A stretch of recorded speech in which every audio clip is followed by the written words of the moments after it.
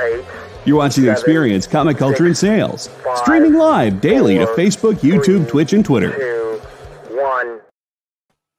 Hey, thank you for joining us once again this evening on Sketch Up with Mog and Mel. You're watching us on the Experience channel. Don't forget to hit that follow button. That helps us to continue all the fantastic programming you see right here on this channel that provides you shows like the Original Art Show on Fridays with Nick Barucci at 7 to 8 p.m. on Eastern Standard Time, along with the Dynamic Forces Comic Collectible Show. That's on twice a week on Monday and Wednesdays starting at 6 p.m. You'll see a lot of cool things on there like Silver Bronze Jades books, signed books, sketch covers, variant covers, original art, and a whole lot more. Now, tonight, our special guest tonight is Grant Lankard. He's finishing off his 6th Kickstarter on Beowulf, and a high fantasy epic story. We'll be taking a look at that. And we're also joined by one of our regular artists, Christie Shinn, Demon Bitch. She just finished her Kickstarter off last week. So, we'll get a summary on that. And we're hoping to see also Ruben Rosas. Hopefully he'll be able to join us later on tonight, this evening. So we'll be taking a look at all that. And of course, we'll have art that we'll be giving away and art that you can bid on. And if you want to get in on that free giveaway stuff, don't forget, enter #EXP SketchUp, and that will get you into the running. So we got all that happening tonight. Don't go away. Stay right there. We'll be right back.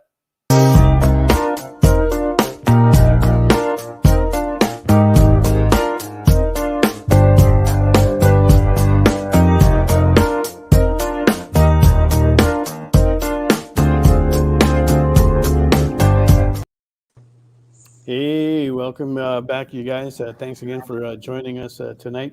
We have Grant Lankard here today. His Kickstarter just got fully funded within the last, I want to say, could be 15 minutes, 30 minutes ago. Yeah, he's still got 10 days left. And so he's got a nice start in there. And just because of that, because it got fully funded and he's reached 100 backers, he is throwing in an additional sketch card with that as well. Now, we'll be talking to him about that, but let's talk to the artists that we have tonight, Miss Christie Shinn and Mog Park. And I just see a blank kind of like her computer on there right now. So what are you ladies going to be drawing tonight? I will be drawing Evil Ray. I've already got the pencil sketches down, if you guys can see that. Okay, Evil Ray, and what's your starting bid? That would be 50. Starting bid on 50, and that's at 8.5 by 11. Is that right? Yeah, it's 8.5 by 11 watercolor. And okay, and in watercolor. And Mog, what are you going to be working on? I think I'm going to be drawing. I think it's Black Queen. Black Queen. Okay. And what size is that going to be?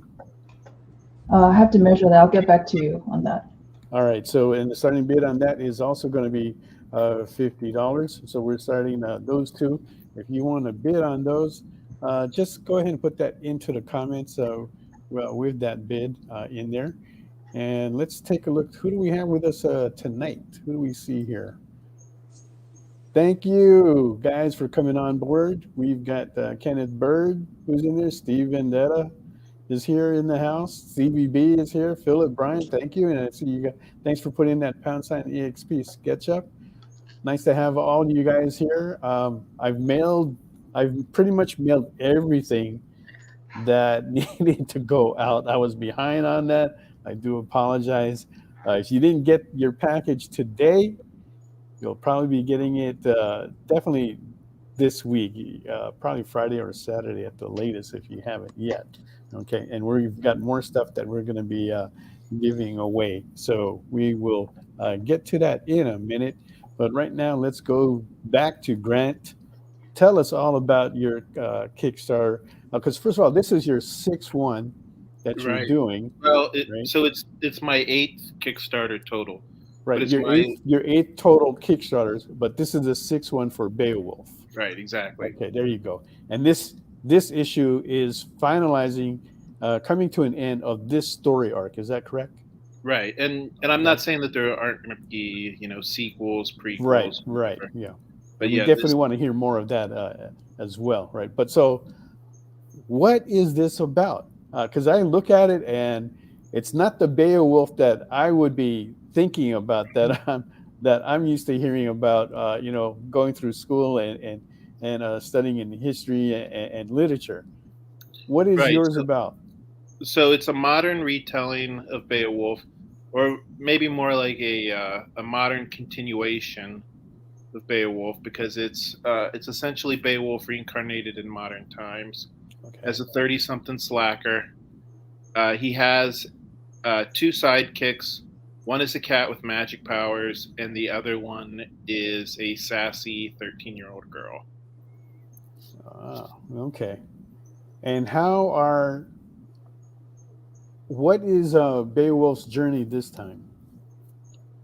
So essentially, they find out that a dragon has woken up.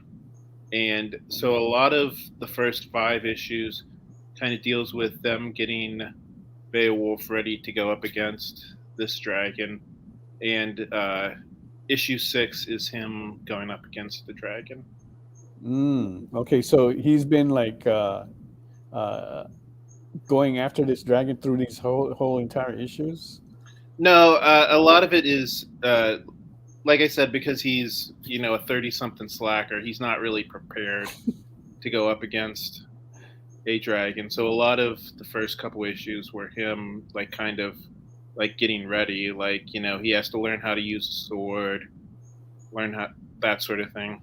So he's kind of like an anti-hero. Is that what he is? Or? Maybe. I mean, I think the word anti-hero implies more like somebody who's morally dubious.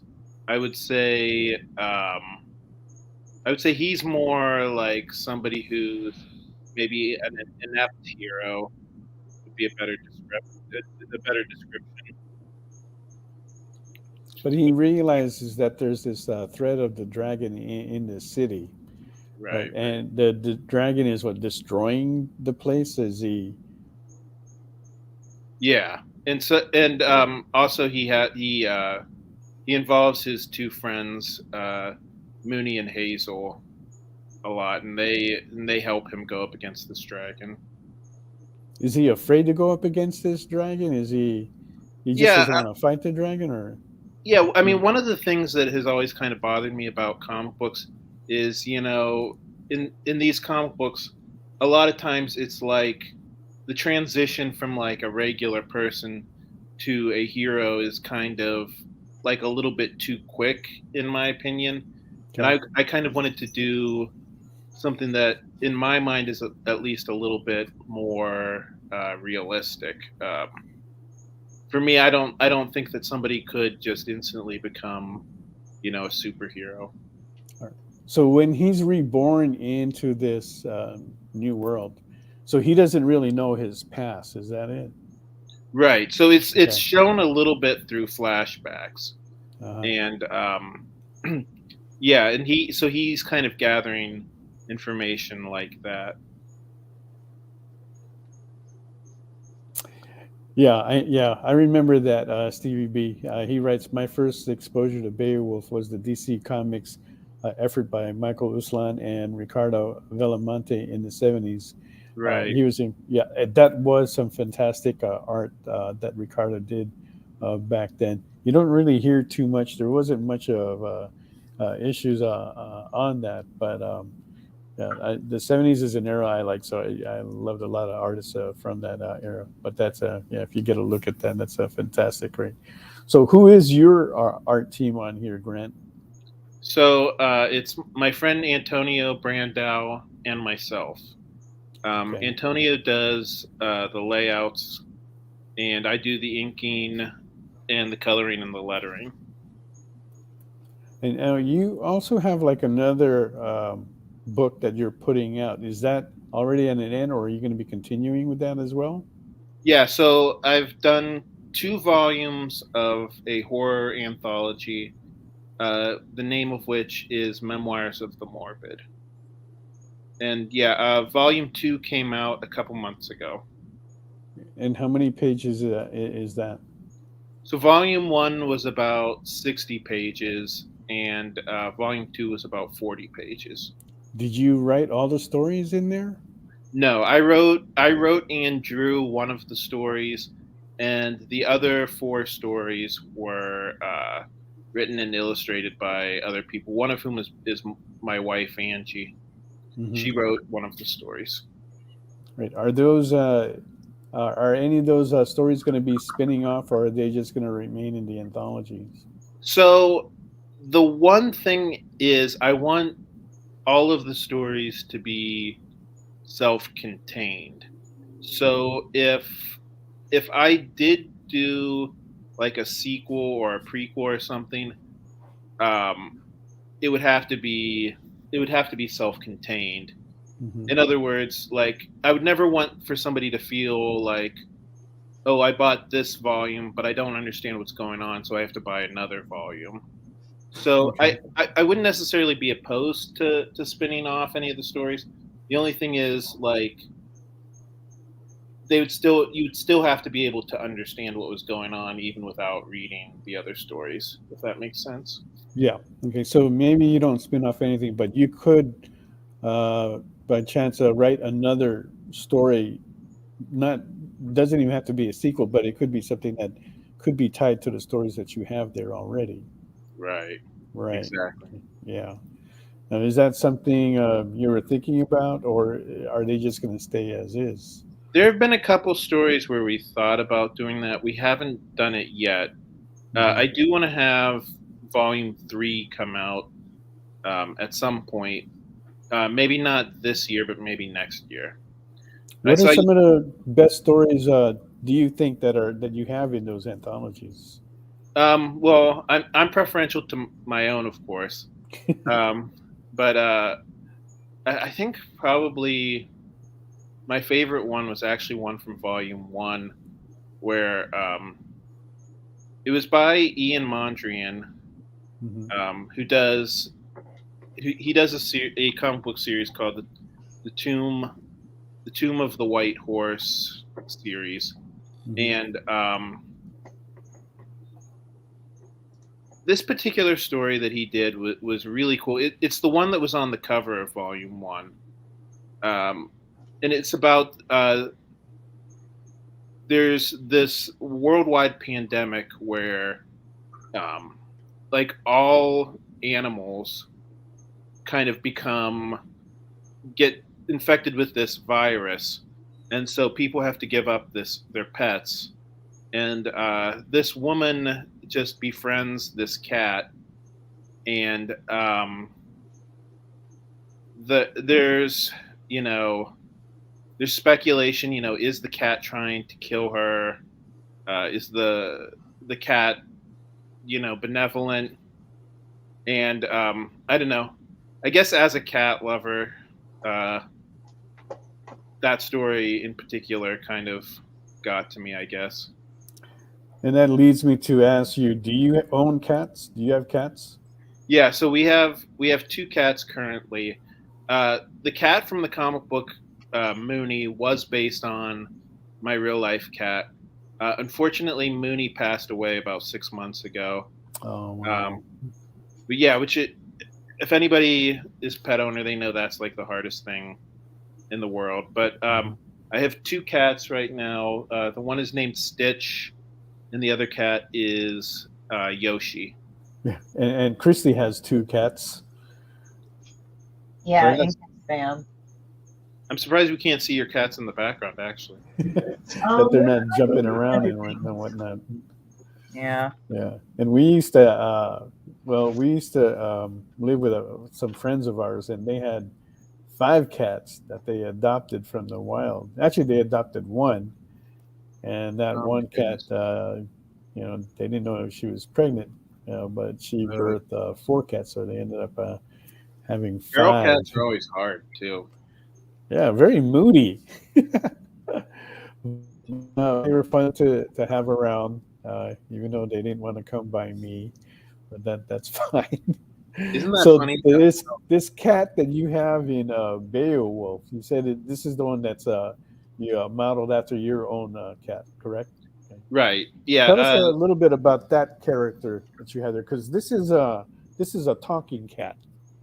Yeah. So Mooney is a medieval wizard reincarnated in the body of a cat. He's on my shirt, if you can see that. And like Mooney in real life, he has one blue eye and one green eye, and he doesn't let the fact that he's in the body of a cat slow him down. He really is just as pompous, just as wise and just this really powerful wizard in the body of a cat. And I think he's by far the most popular character in the comic book. And I think the reason why is not only, just because people love cats, but also the fact that, we take the character seriously. It's not a joke that he's, this wizard in a cat's body. So where does this wizard come from? Where? Yeah, where does he come from? Is he from the same past as Beowulf? Right. Or? Yes, he's from the same past as Beowulf. So did they know each other? Yeah, there are also flashbacks to that throughout the book. Is there any other characters you've brought back from the past into your story? Those are the only two characters so far. But like I said, if we do sequels or prequels, I'm sure we'll have more characters. So what is in the future for Beowulf after this issue? So I have an idea for a prequel. Well, I mean, the big question that everybody asks me is, if it's called Beowulf, why isn't the main villain Grendel? Which the reason why I didn't make the main villain Grendel is because obviously there's a very popular comic book character called Grendel. Right. I didn't want people to get confused, but I think there are enough people who want to see Beowulf go up against Grendel that I'm going to have to do a prequel of that. So that's going to be the next thing involving Beowulf. Yeah, because the Grendel that you're talking about is from the 80s, right? That started out from Kimiko Comics, right? And that was a totally different Grendel, right? And so the Grendel in the Beowulf story is more of a monster. Is will you be sticking to more of that? Right. I mean, I'm not going to retell the story, beat for beat. I mean, there's definitely going to be some twists in there, but yeah, the villain is going to be more similar to what you've seen like in like the old fairy tale, as opposed to the Matt Wagner comic book. Yeah, who says that you have to like stick to that anyway? You could just make this all totally up. You're in a new world. Who's to say what this Grendel has gone through? Probably maybe a whole lot more. Maybe he's lived that long, and it could be very, very wise and rich and powerful. I don't know. Right, exactly. It doesn't necessarily have to be the same. Maybe this is an intelligent Grendel. I don't know. But yeah, you don't have to stick to it being the same and stuff, because you definitely rewrote the character already, Beowulf, who's totally different from the story of Beowulf that we know. Exactly. Do you have any other plans for any other stories? Yeah, so I have another comic book that's coming out in February. I haven't made an official announcement yet, but I can tell you that the comic book is about cryptids. Oh, okay. And if you guys know what that is, then you know. Right. What is a cryptic? Cryptic? A cryptid is an animal that they haven't proven exists yet. For instance, like I almost said Bigfoot's like a common one. Right, Bigfoot is a big one. Loch Ness Monster is another one. Mothman. What was the one you were talking about on your show the other day, Christie? Oh, it was like the not Night Stalker. I think it was the Night Stalkers. You know, the ones that were the pants. They were like these legs, and they were creepy. I looked up a picture of those guys. Those guys are freaking creepy looking. Yeah, like the thing is that chances are it's probably somebody walking around in floppy pants, and it's like they just cut it off or they cut it so it looked, but they just how they move, it's just creepy because it's just there with these weird pair of bow-legged legs. Right. Stevie B is asking you, Mog, what happened? Last week you were drawing so much faster. Oh, man. That's because she's not sitting next to me. Hey, am I echoing? I think I kind of fixed it, but I'm not sure. You're fine with me. Yeah. And I see that we have Ruben is here. Thank you for joining us again, Ruben. So what is it that you're going to be drawing for the auction tonight, Ruben? Hey, I was enjoying the storytelling there. So I'm drawing on one of my Marvel Upper Deck AP cards, sketch cards. Oh, crap. Okay. He's got an AP Marvel card there. And where are you starting that off at? I'll stick with the theme. We'll go with 50. Oh, damn. Okay. That's a deal right there just to get that exclusive it's really card. nice. Look It's at one that. of these like thicker cards too. It's not the thin ones. Yeah. That's why I'm saying that's worth it right there. Yeah. So I'm gonna just draw the card alone to me is worth 50. Jean Grey. Yeah. I mean. Yeah. I do agree with Ruben. I love storytelling. So when Grant was talking about his story, I was like, oh, just tell me more. Actually, I do have a question while you were explaining. When you guys were talking about Grendel, in Beowulf, do you have a clear-cut antagonist? Yeah, so he's going up against a dragon. There is another character who's a wizard who's kind of trying to get control of the dragon. So I guess there's kind of two different villains. But yeah, I would say the main villain is the dragon. So how do you what is your influence for for stories and stuff? What do you like to go by?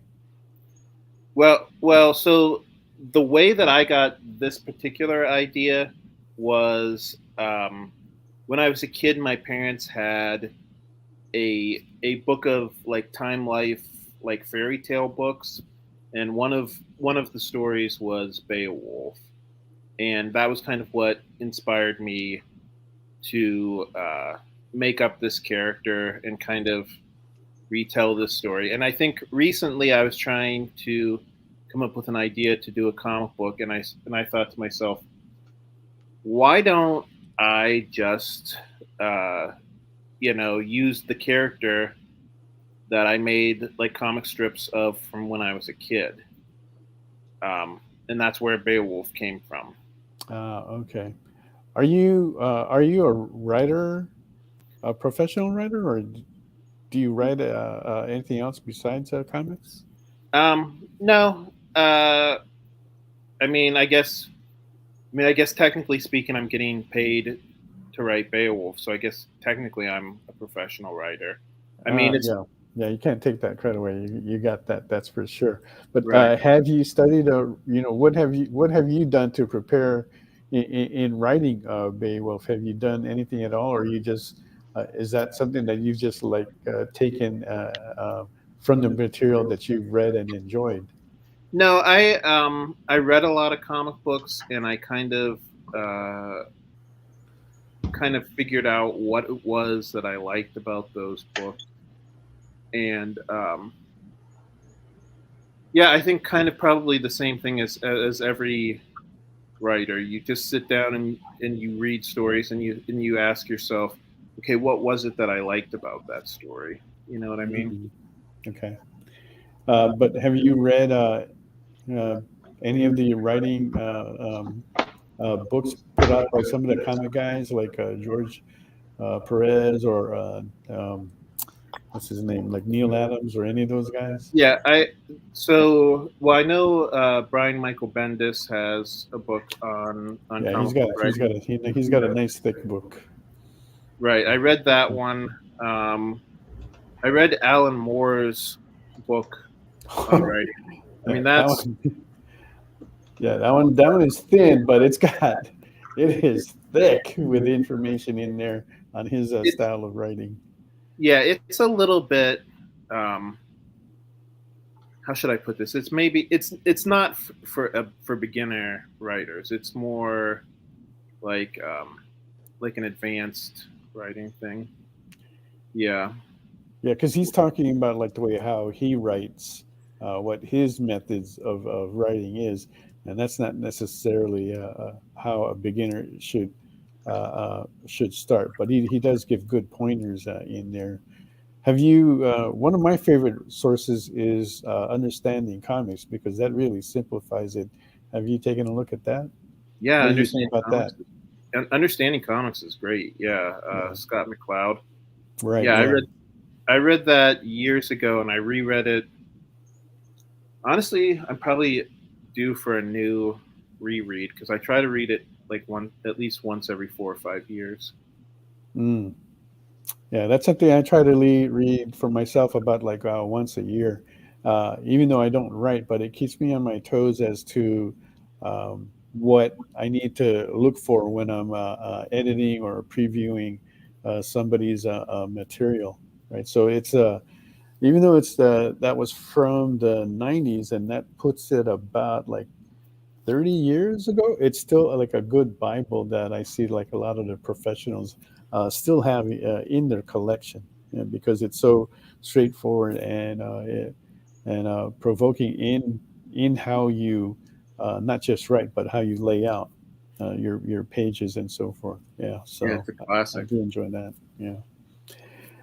All right, so let's take a look at what each of the artists have right now. Let's get a little bit of an update before we go to break. Mog, let's see how your Black Queen is coming out. Mine's practically right now invisible. So, okay, we're going to the Invisible Girl again. Common next. theme again. Next person. Yes. Okay, Christie. Mog's invisible. I know Christie's got some color on there. Yeah, look at that. Evil Ray is coming out. Oh wow! I'm guessing you didn't start that at the beginning of the stream.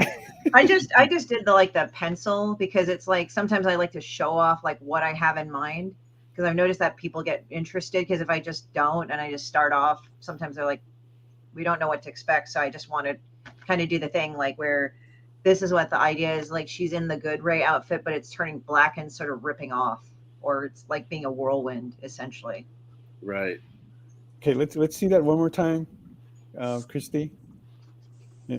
I want to point out. Okay, now is it just me, or does Evil Ray look like Christie? I don't know. I can see I it.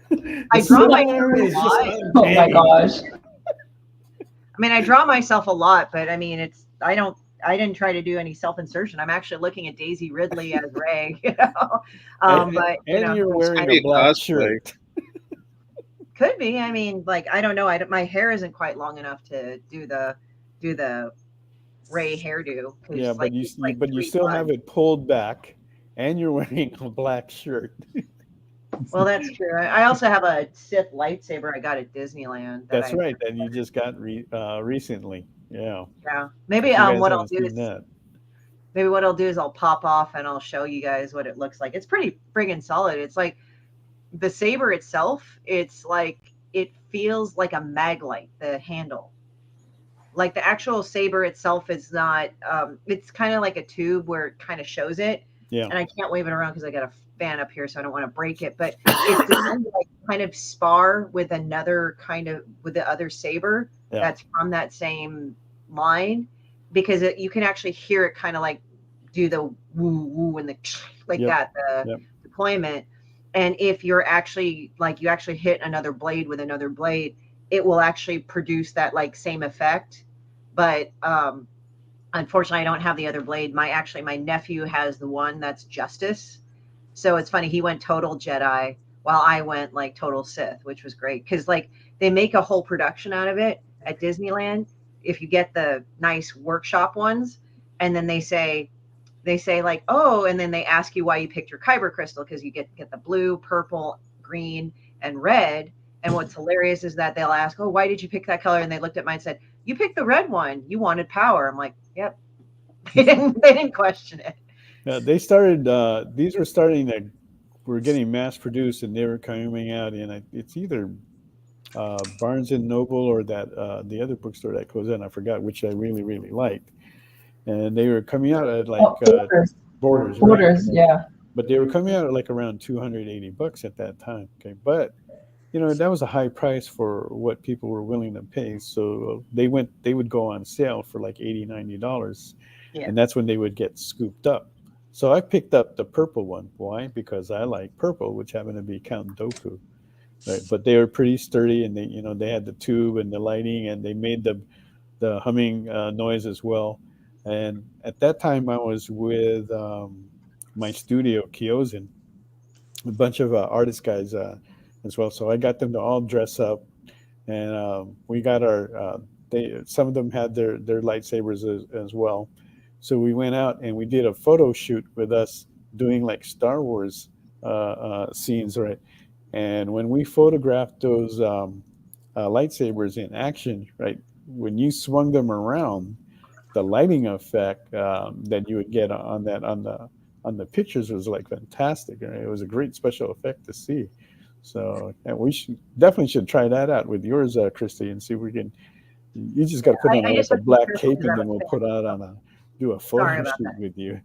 Yeah, definitely. Like I just want to say that I just have to be careful up there, because I don't want to be waving it around because I don't want it hit by the fan, because that's not good for the blade. Yeah, thanks for that correction, JD. The purple was Mace Windu, not Count Dooku. But yeah, you're right. Which is better. Mace was a better dude to like. Yeah. All right, so we got 733. You're watching SketchUp on the Experience channel. We're going to go to break right now, and we'll come back with and talk a little bit more of Grant and see where our artists stand on their drawings, and see what else we got going as far as like art goes as well. Right? So don't go away. We'll be right back. Join the party. Head over to our link tree to find all the links for everywhere the experience is all the time.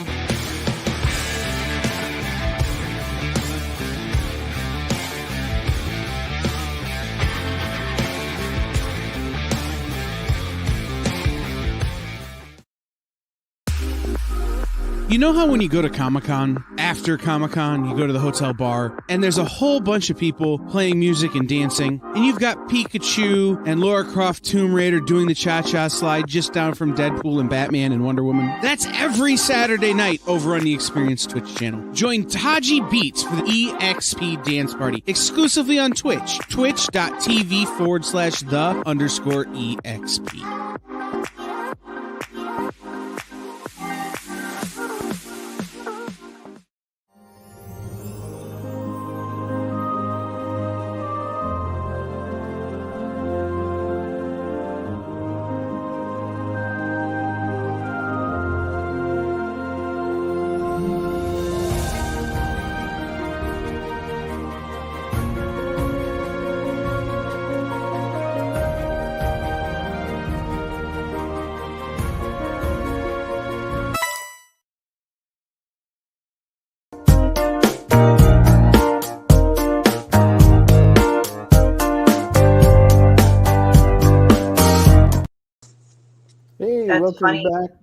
Welcome back to SketchUp. Thanks again for joining us. So we got Grant Lankard as our special guest tonight. We've been talking about Beowulf, and his Kickstarter just got fully funded within the last hour.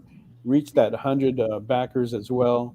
And I know. because of that, I wish I could. I wish I could have done that on your show, but we just barely missed it. But that was the one thing that I was kind of like hoping for too. So, God, that would be amazing if it reaches that, hits that right on the during our show, and then I could pop it in there. Right. And that was one reason why I was like watching. Yeah, I like to see the Kickstarters and see like where they're at and see if we can do something fun like that. But man, it was close. Yeah. so close. But just for being able to reach that milestone, Grant is throwing in a special card in there for all the physical backers. So get onto that link there in the comments for Beowulf. Back that project up. If not, at least leave some comments, share it where you can, and let's get that thing going so he can really get into that and produce more comic books as well for us to read. So I wanted to talk a little bit more about like how you get influence into writing, because that's something that a lot of people like wonder about. Even like for us, like Mog and I have been talking about like writing our own books, and we've been talking about that for, I don't know, for as long as I can remember. But it's always like hard to get started. How was that the same for you? Or was that just something that you rolled into very easily? Yeah, so it was something that I wanted to do for a really long time, and then during the pandemic, I kind of said to myself, okay, if I don't do it now, I'm never going to do it. And originally, I wanted to be an artist, and what ended up happening was I was talking to a bunch of different writers, and all of the ideas that people were pitching at me were terrible. Uh-huh. And I remember thinking to myself, okay, if these guys have the self-confidence to write their own comic books, and I also remember thinking, none of these guys have writing degrees or anything like that. So, what's holding me back from writing my own comic book? How about you, Christie? How easy was it for you to roll into that writing? I guess I kind of did it because I was really pissed off and I wanted to write something. So I decided to write some shit, and there we go. I just decided to just write the meanest, angriest things about some cartoon characters and people I've run into. And, Okay. that happened. Now, was your first Kickstarter, did that get funded? Was that a success for you? No, that actually was an utter failure because I didn't know my audience. I didn't know how big it was. I just started it. I mean, I kind of did it just enough so I knew kind of where it was coming from. Mm-hmm. But for the Kickstarter itself, the fine tuning of programming and, promotion and all that, that still eluded me. So that's why I kind of failed. And I asked for too much at one time.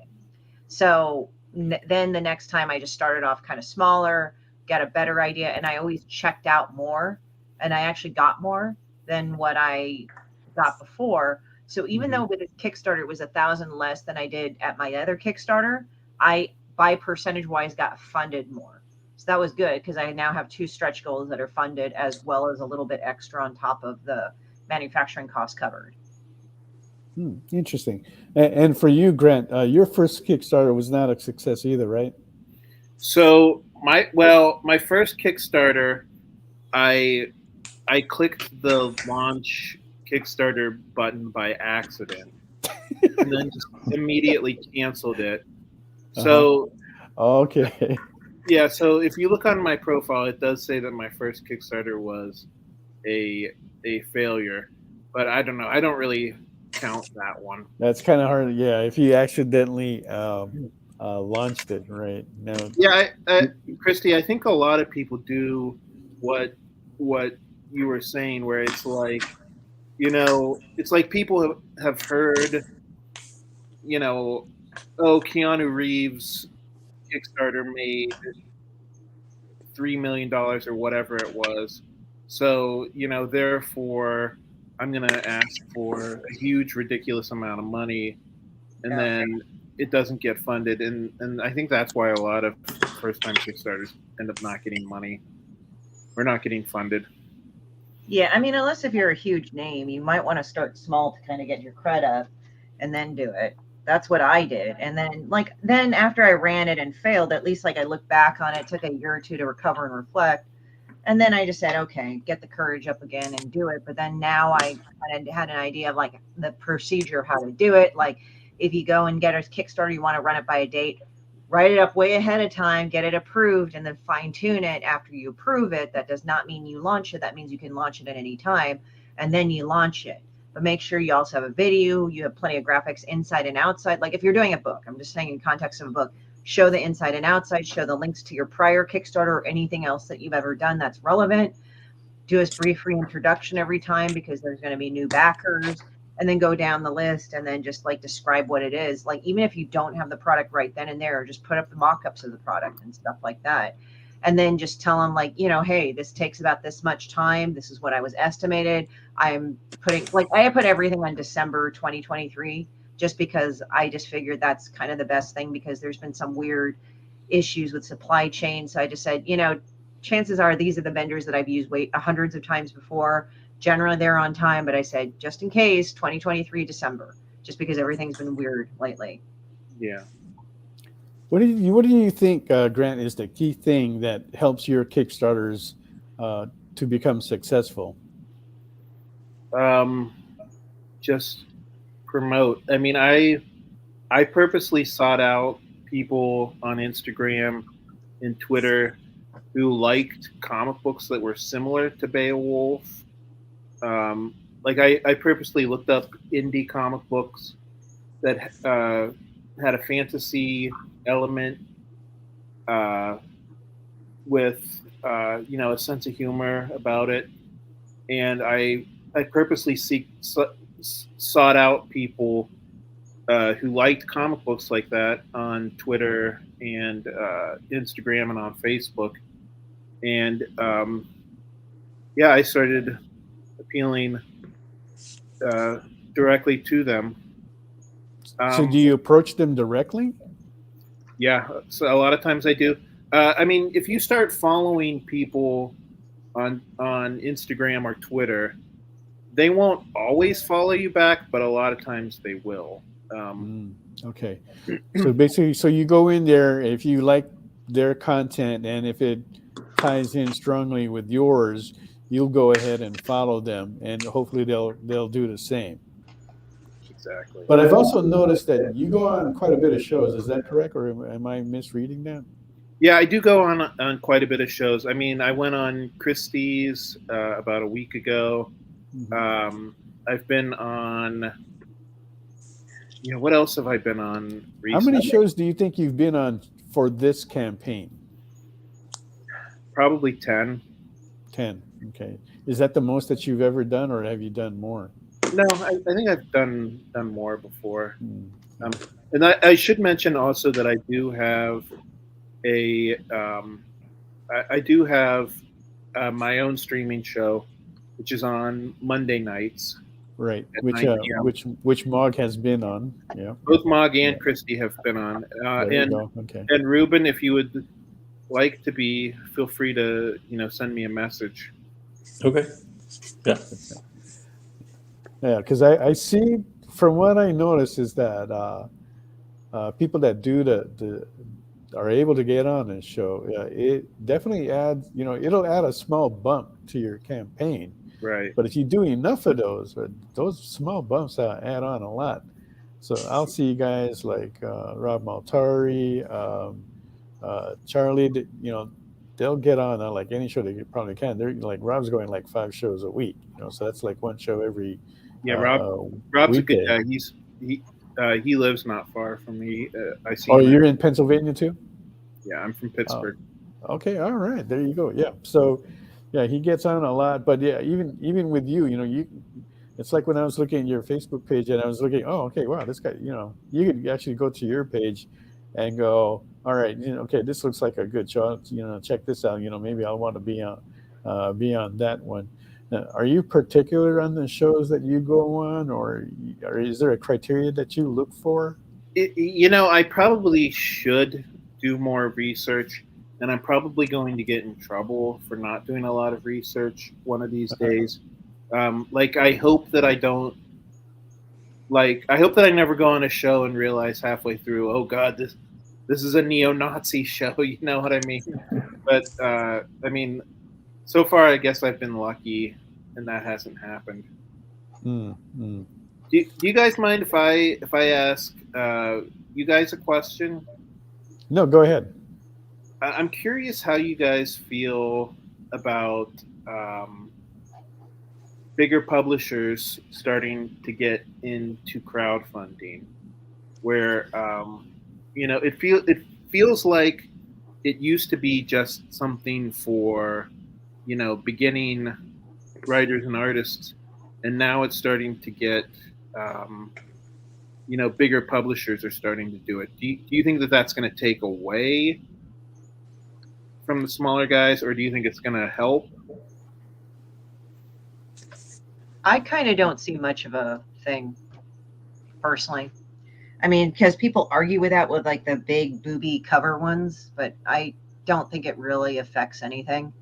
I mean, one guy actually said that when he tried doing the TNA covers, there was a lot of backers that pulled out because they didn't want to deal with it. I think it's like just ultimate marketing for what you want with the genre you want. I think what takes away from Kickstarter is like if you share it on social media. See, the thing is that like I found backers where people went on there for Kickstarter to go for certain things and they found my stuff due to their aggregation. But the only thing that sucks is like if you share it on Facebook, then it gives you the finger. Yeah.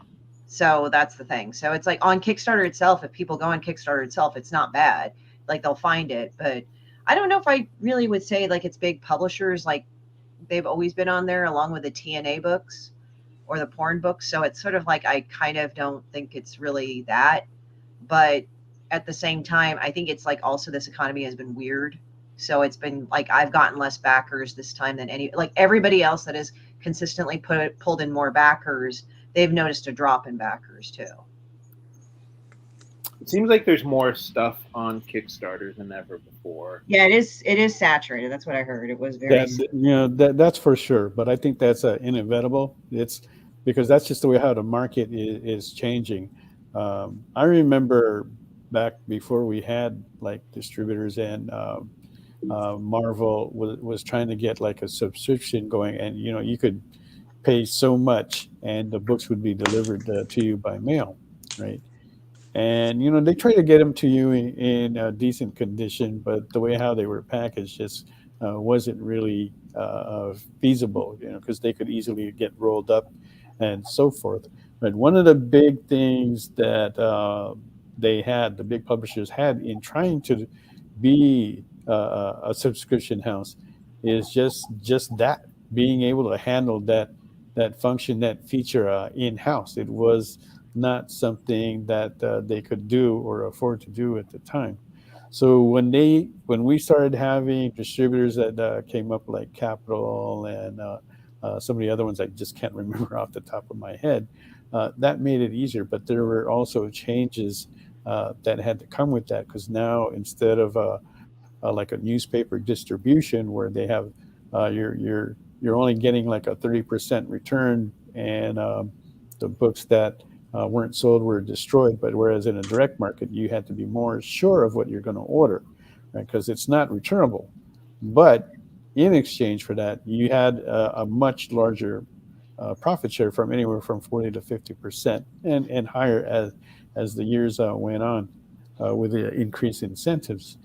And now we're entering a market where we now have the freedom with the lower costs of production, mainly in the printing, right? It's gotten like a whole lot easier for anybody to create a comic book.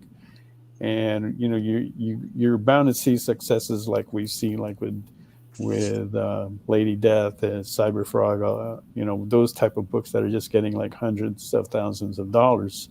I think it was only inevitable that these companies are going to come in here and get into that. It's cutting out the middleman, cutting out the distributors, but then they're back to trying to figure out that problem that they initially had back then, is fulfilling those orders, right? And how much of your current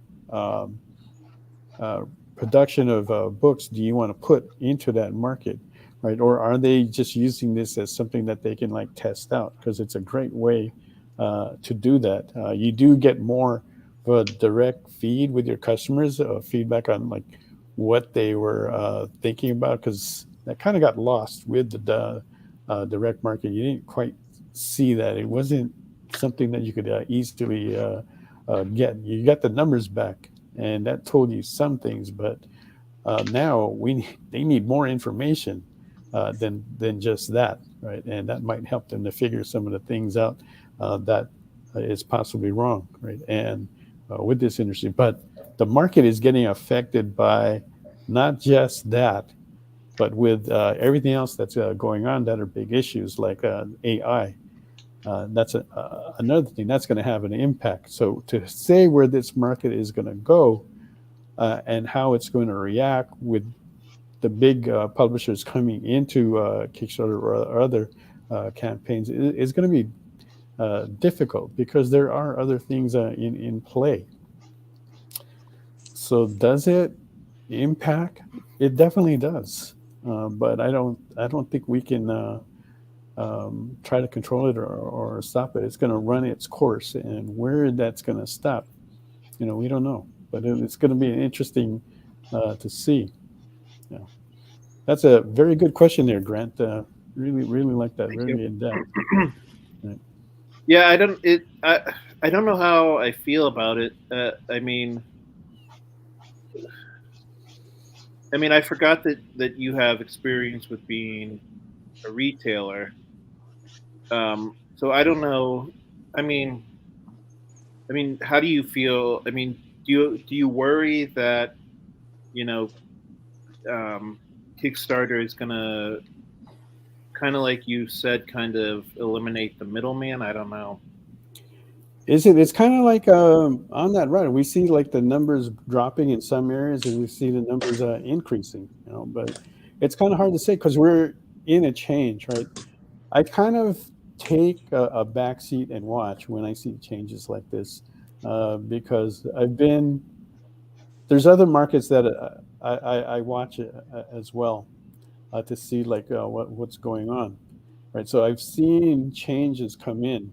In the 80s, I was a programmer, and I saw the impact of what computers had and the changes that industry has gone through from the early 80s to what it is now.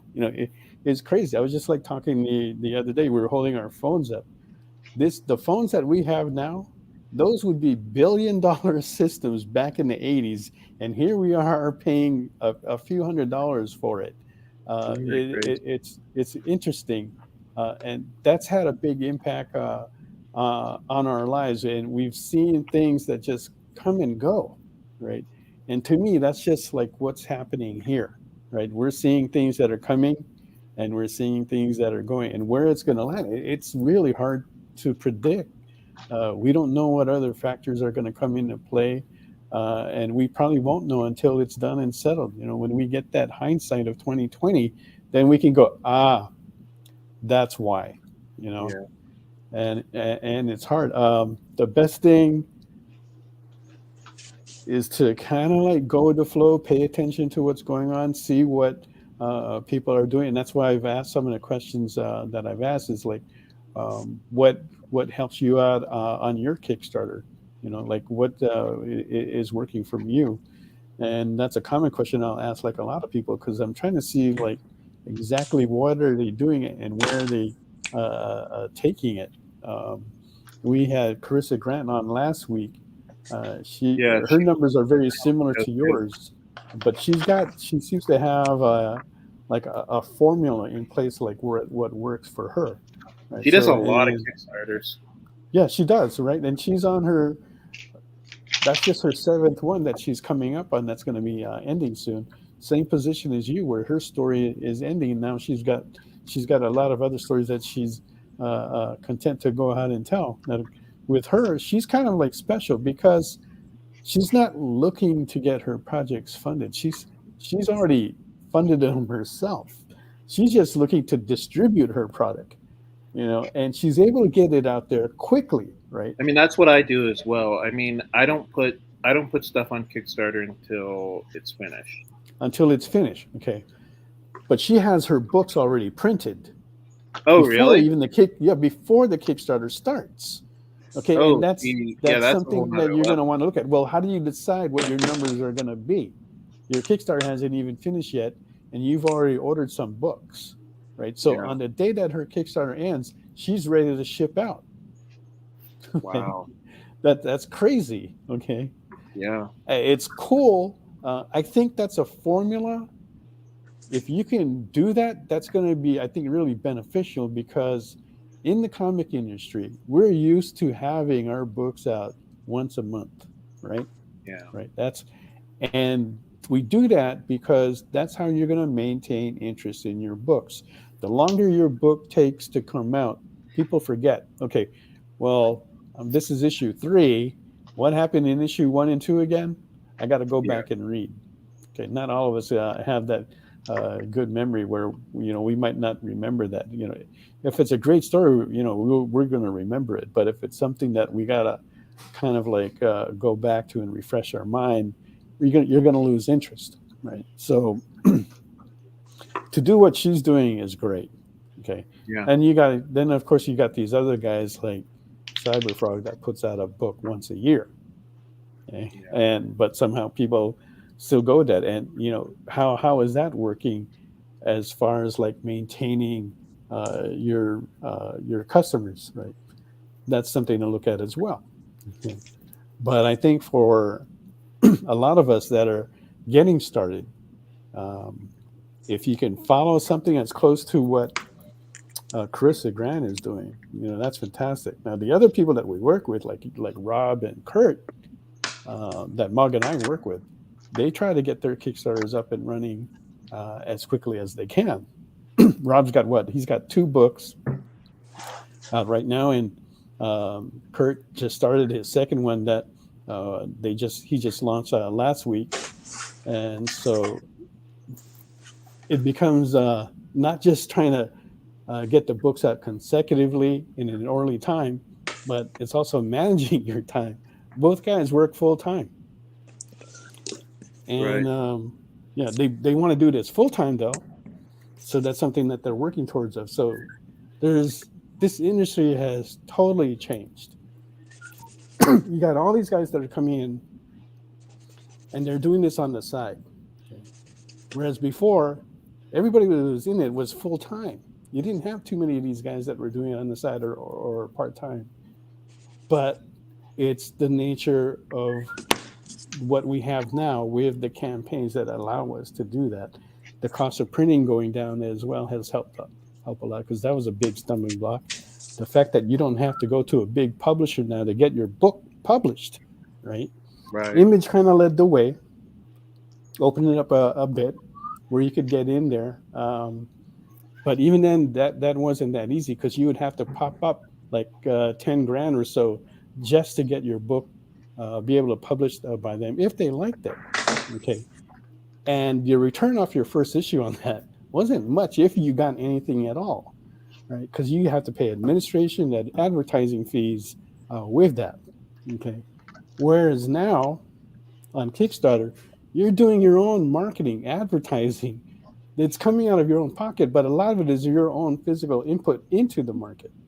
Right. It's not necessarily coming out of your pocket, which is that's both another good factor that makes it affordable. I mean, that's both good and bad. That you're right. Right. Because I mean, I think something that I feel like a big elephant in the room when people talk about these Kickstarters is, I've read a couple of comic books that came out of these, $50,000, $60,000 Kickstarters, and I'm sitting there thinking, this is one of the worst comic books I've ever read. And so you ask yourself, well, how does this guy get such a huge following?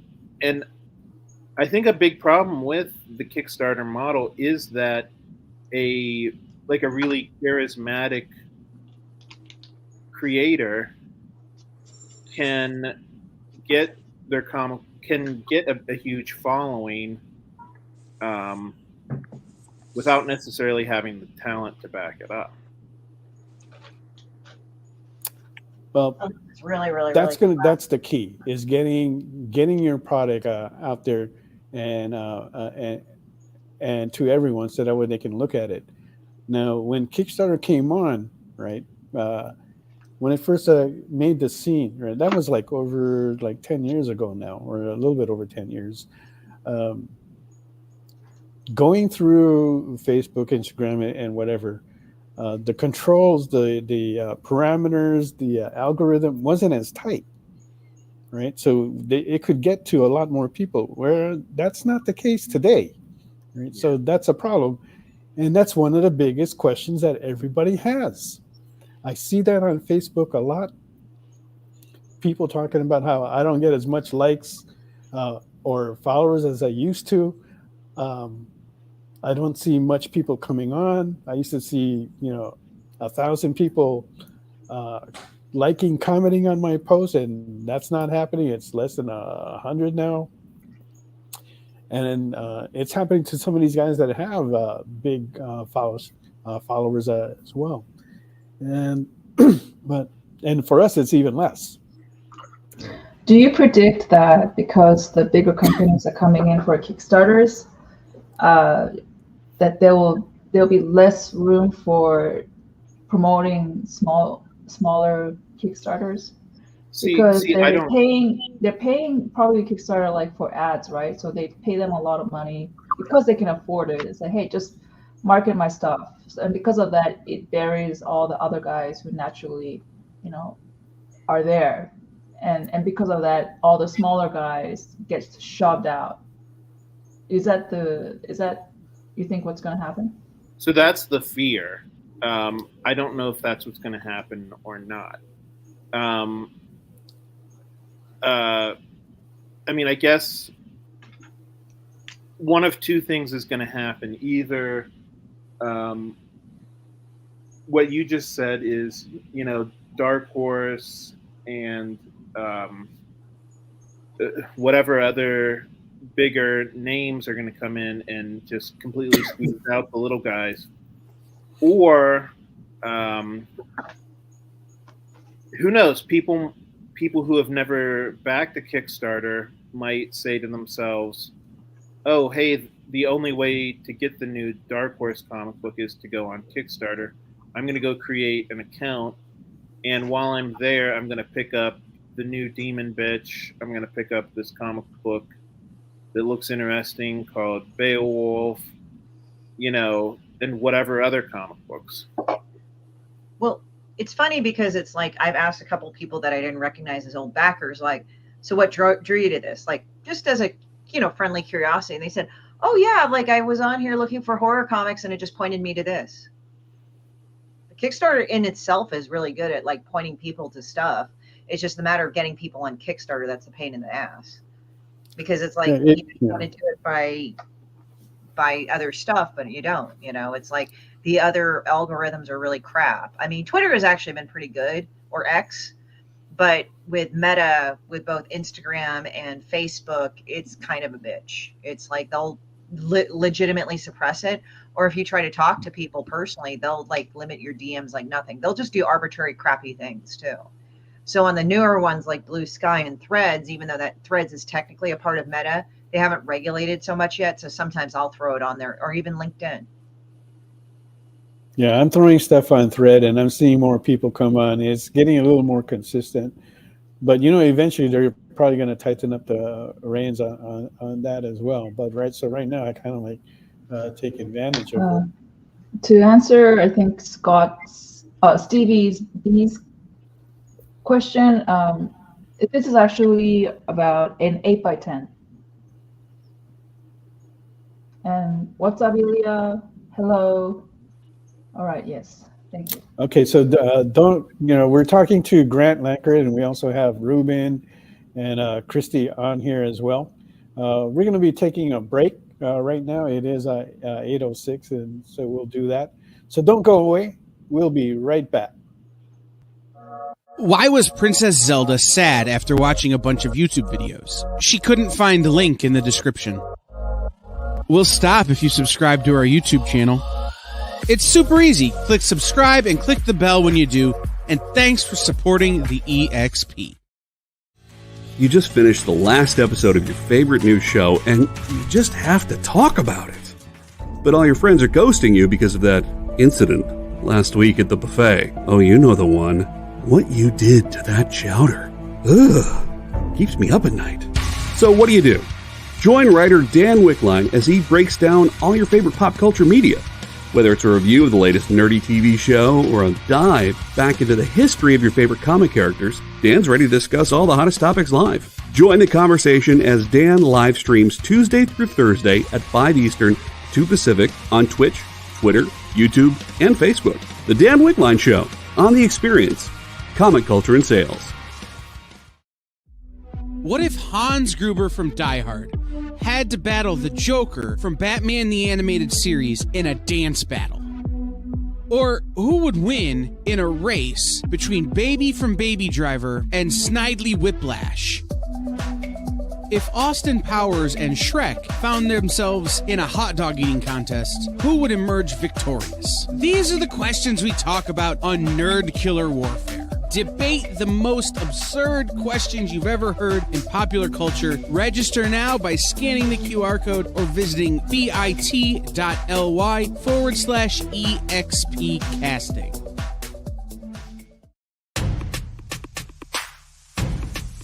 Go follow The Experience on TikTok at @the_EXP1 or scan the QR code on the screen. Our TikTok is like everywhere else we are, except you only have to deal with us for a minute. Seems like a win-win to me.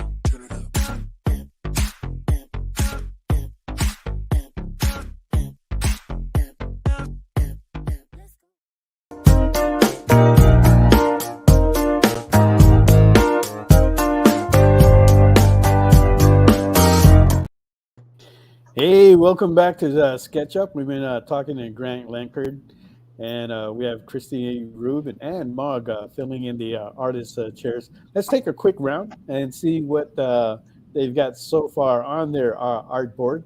And here's Mog's.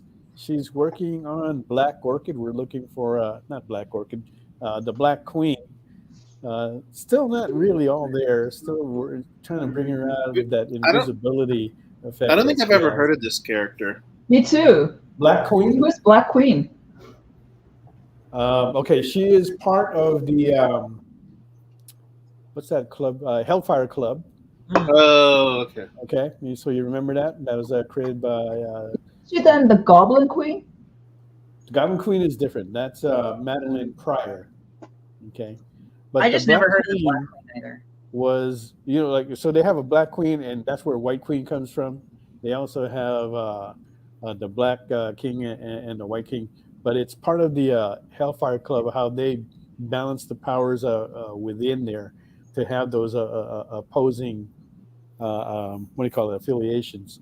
But that's kind of like how they ran their club, before they're kind of like disbanded in a way. But that's where that character has come from. So it's a character that's been around for a long time, but hasn't been really used as much, like the White Queen. I agree with. Oh, thank you, Stevie. Yeah. I agree with Ilya. Mm-hmm. Overall, I don't like the big companies coming in for Kickstarter. So, all right. So, I agree with back to that. Okay. So, let me add more to that. Okay. You've always had that, and it's not going to go away. Okay. We've had companies you've always had to compete with. They're always going to be there, right? So should you fear them? No.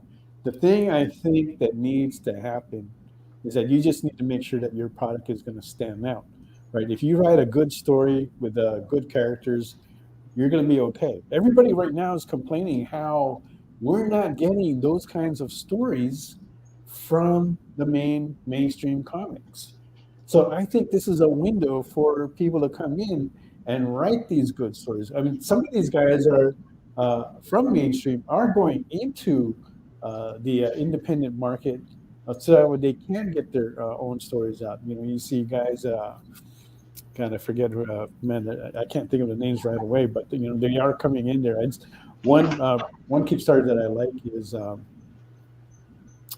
Aaron Lopresti, okay, who's doing I think it's called Carter Grow or something like that, but it has a throwback to the pulp fiction stories that we used to do and read about way back on when, right? So I think he's got a good story. His Kickstarter hits over 100,000. He's a well-known artist, but he's not an artist that is like a name artist like you hear from like some of the other guys. He's not like a Jim Name, Mark Silvestri, Rob Liefeld, or anything in that. Okay, but he's a nice guy. Okay, and if you look at his Kickstarter, I think he doesn't put like a lot of bells and whistles like you'll see like in the other ones. So I think he's got a good story. He's got enough experience to be able to tell one. I think he does. Right, so he stands out. And he's going up against everybody else, just like what we have to all do as well. Right. So, and I think that's what's going to help him. The other thing that's going to help is that you've got to develop.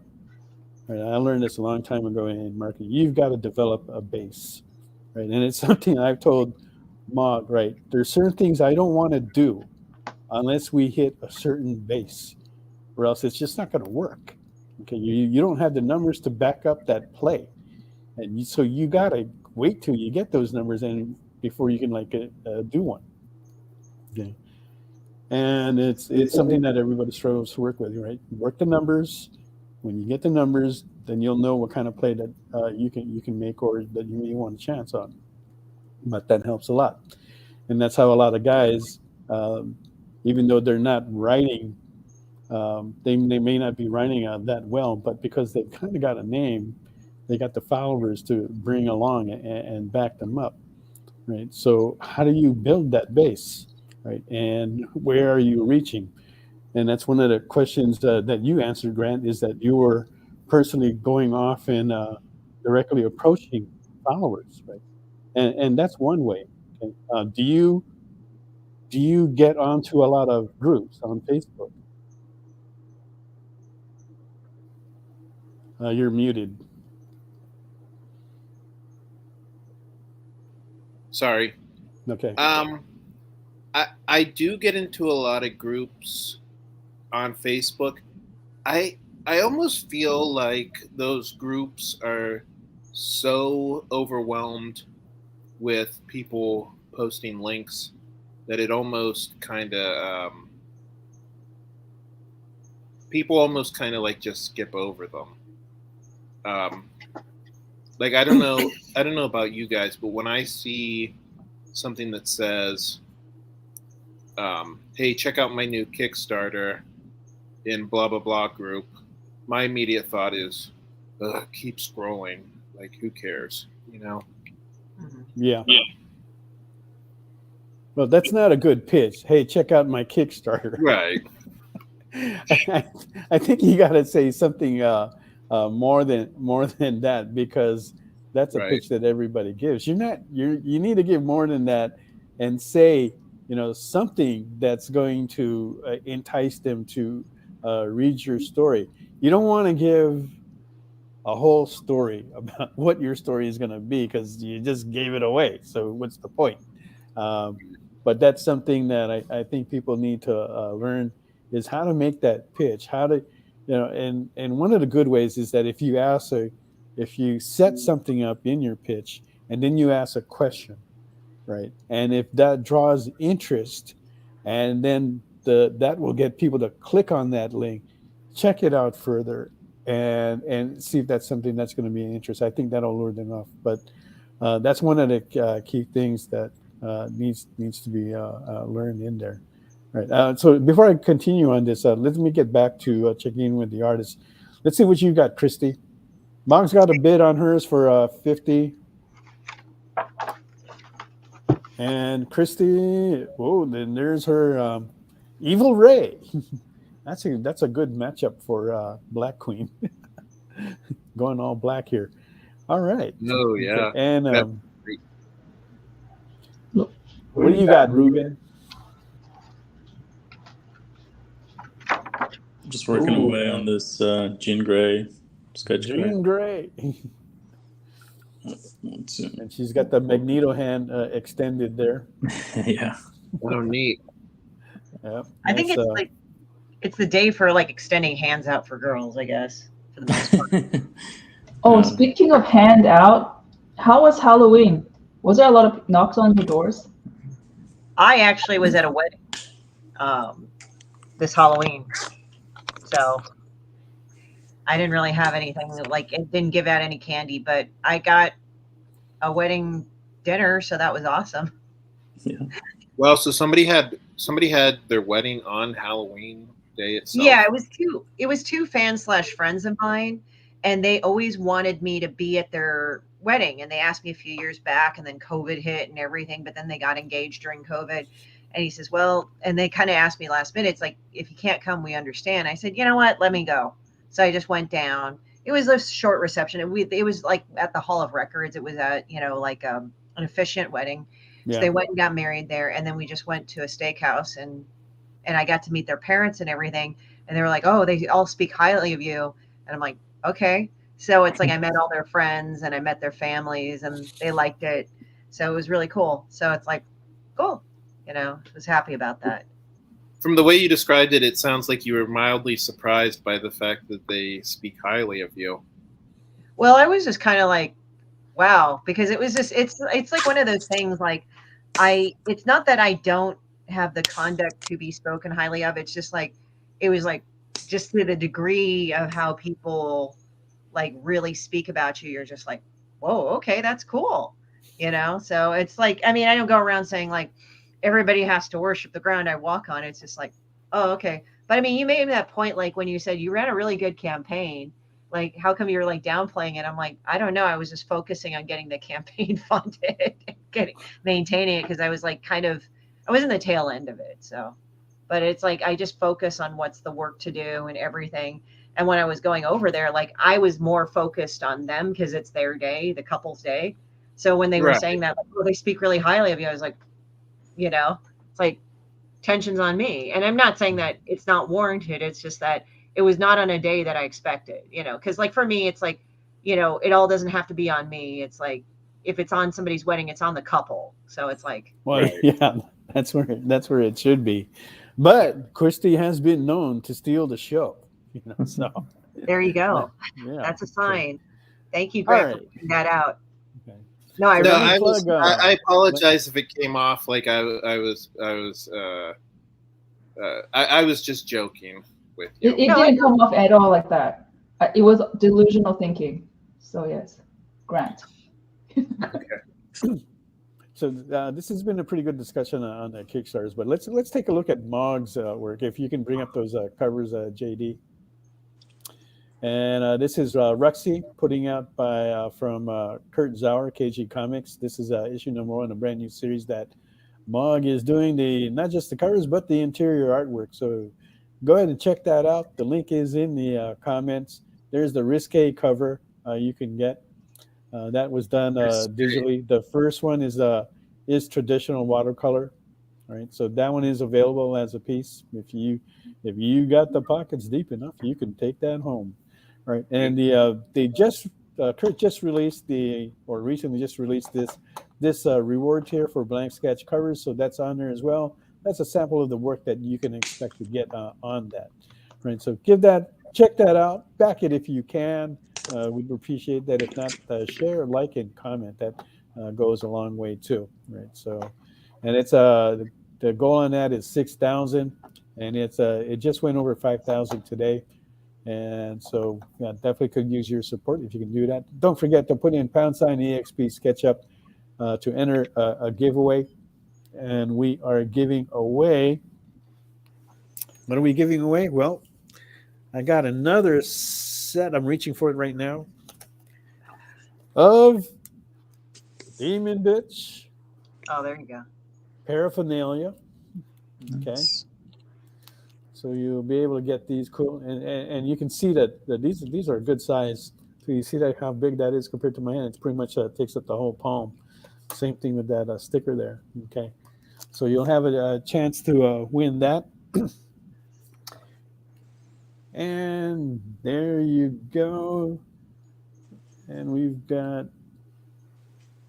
Eben Intruder. Not sure what you mean by that, Oh, Stephen. my cat came up and decided to make herself known. And it's kind of funny. She laid on my mom, Uh-huh. and my mom petted her, and then she hissed at my mom. Is your mom still there?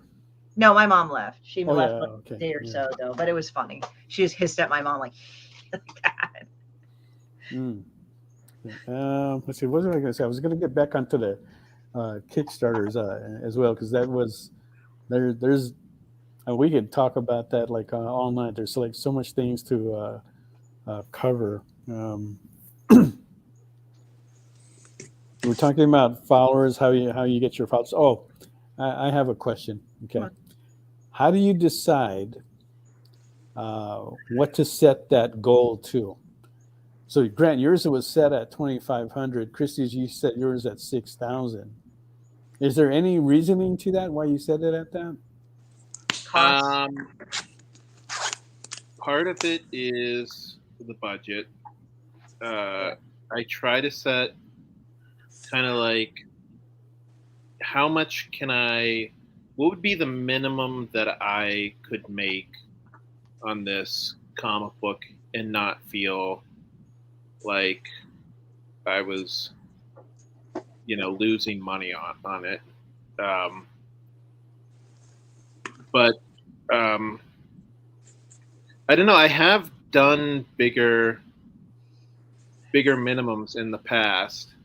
I kind of chickened out this time just because everybody was telling me, it's been a little bit slow lately.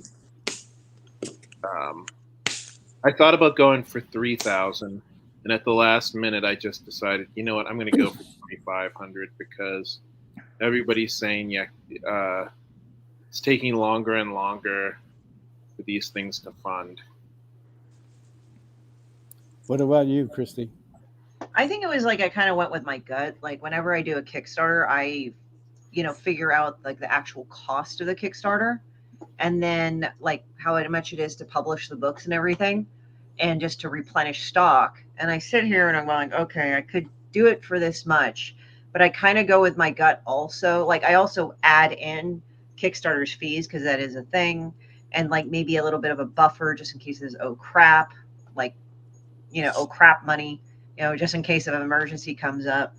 But other than that, I've not really gone out of my way to, I mean, it was more of like, I thought maybe I should go for 7,000 because part of me was like, okay, maybe I should go for 7,000 because I try to go bigger every year because to kind of expand. But just something in me was like, go for 6K. You could probably do that fairly easily and you could cover your costs. And I was able to, and then make 2 stretch goals to make gravy. And that's how I did it. And that seemed to work out okay, but it did take a little longer to fund, but I wasn't in the photo finish end because that would be way too stressful. I try not to set an amount or the time or the amount of days for that. I think Grant and we were talking about it on one show, or you and I were talking about it, like what to set the days. And I really think that just in general, it's like how many Kickstarters have you run? What's your general pattern of Kickstarters and how fast it funds? Like for me, it's like I could probably do $2,000 easily in 30 days. Like, I think that's what I'm at that level now. But to go for $5,000 in 2 weeks, I don't know about that. For me, I wouldn't. So it's sort of like you kind of have to know what your base is generally, how fast generally your stuff funds. Generally, like it's always going to be different every time a Kickstarter, but at least like you can give yourself some buffer or allow yourself some buffer depending on your life circumstances. Like one of the collaborators on my Kickstarter, he had a hip replacement surgery. So he said, like, you know what, I think I'm going to follow your advice and do a few extra days. So he did that. I mean, his was kind of a photo finish, and I kind of couldn't blame him, but I was helping him with his Kickstarter, so I helped promote it because we collaborated on a few things. But in general, collaboration helps. So I think like I had a pretty good initial run for the first week. The second week, I barely had a dead day. And I think one day was dead, but consistently I brought in money. So that's how it was different for this Kickstarter. So I tried $6,000, and then I said, okay, let's try this. But towards the end, it kind of lagged, but it wasn't like crazy bad. And at the same time, I was already over 100% funded. So it's like, okay, that's cool. So how do you what do you say? How are some of these other guys doing it? You know, they've got like a dozen or so of variant covers by different artists, and they're setting their goal to like 2,500. And you know, just looking at, if you just price it out, like, you know, you're paying like a couple hundred per artist that you're bringing on there, and they're doing like a nice cover and a naughty cover, and you've got a colorist that's going on there. You've got to pay for the pages, and they're doing like a 38 or a 54 page comic book. It's not gonna, the 2,500, if that's all it does, is not gonna cover the costs of production, right? What are they doing? Well, you have to remember, not everybody's a good businessman or businesswoman. I mean, just because somebody does that doesn't mean that they're making money off of their comic book. Because if you're losing money, you can't stay in business. Or unless you're a trust fund kid, could be that too. I mean, go on. Sorry. I know somebody who does that. I know somebody who literally inherited a bunch of money from his parents, and it's just like, yeah, I want to put out the comic book that I want to put out.